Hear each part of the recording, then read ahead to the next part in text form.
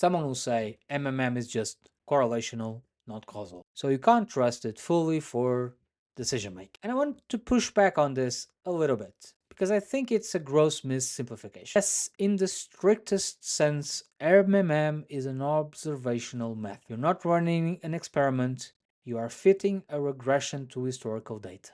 Correlation does not imply causation. We've all heard that to exhaustion. Here's the thing. Not all correlations are created equally. If I tell you that ice cream sales and drowning deaths are correlated, you correctly say that's not causal. There's a confounder. That correlation is spurious. If I build an MMM that controls for seasonality, for promotions, for competitive activity, that accounts for ad stock decay and saturation, and I find that TV spend associated with sales, and I find that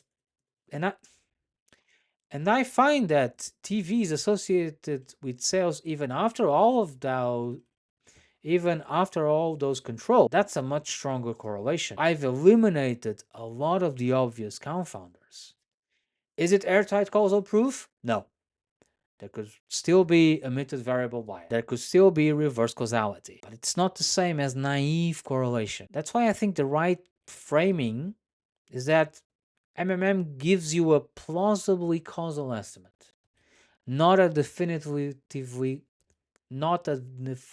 causal one. Evidence, not proof. And the strength of the evidence depends entirely on how well your model is specified. A good MMM with the right controls, validated by experiments, calibrated with prior knowledge, that's pretty compelling evidence. A bad MMM that just merely throws